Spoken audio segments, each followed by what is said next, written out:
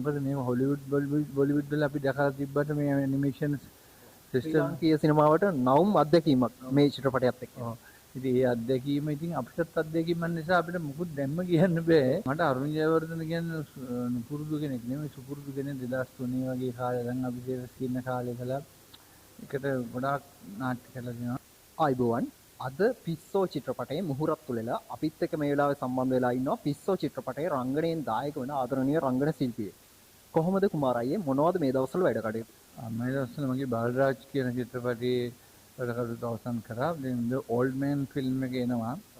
ඊට පස්සේ බාලරාජ් එනවා. ඉතින් ඒකත් එක්කම මේ චිත්‍රපටයේ මම මේ The Newspaper ඉස්සෙල්ලාම කරේ සරත් කොල්ලාවල ඊට පස්සේ The Old Man කියන චිත්‍රපටයක් කරා. ඒක එන්නවා.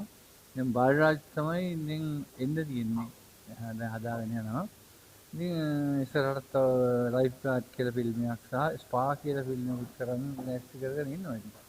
එතකොට මේ විදිහට පිස්සෝ චිත්‍රපටයට ආරාධනා ලැබෙන්නේ කොහොමද? මට අරුණ ජයවර්ධන කියන්නේ පුරුදු කෙනෙක් නෙමෙයි සුපුරුදු කෙනෙක් 2003 වගේ කාලේ දැන් අපි දේවස්කින්න කාලේ කළා. එකට ගොඩාක් නාට්‍ය කළා දෙනවා. ඉතින් ඒ නාට්‍ය චිත්‍රපටි ගණනාවක් කළා තියෙනවා.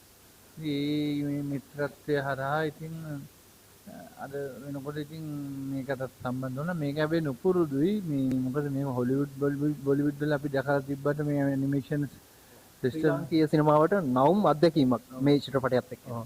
ඉතින් ඒ අත්දැකීම ඉතින් අපිටත් අත්දැකීමක් නිසා අපිට මුකුත් දැම්ම කියන්න බෑ. කවදා හරි මාධ්‍ය විදිහින් ඇතුළේ මල්ලි ඕගොල්ලන්ට තමයි මේක මොකද්ද වෙන්නේ කියලා බලන්න. ගොඩක් හැබැයි මට හිතෙනවා පොඩි ළමයි නම් අම්මලා තාත්තලාත් ඇදගෙන මේක බලන් දේවි කියන මට විශ්වාසයක් තියෙනවා. එතකොට අපි සුබපතනවා ඔබතුමාගේ චිත්‍රපටයටත් ඒ වගේම අපි පිස්සෝ චිත්‍රපටය රූගත කරලා තිරගත වෙනතුරු ආදරණීය ප්‍රේක්ෂකයන්ට රැඳී සිටින්න කියලා ආරාධනා කරනවා. ඉතින් බොහොම ස්තුතියි අපිත් එක්ක සම්බන්ධ වුණාට කුමාර අයියේ.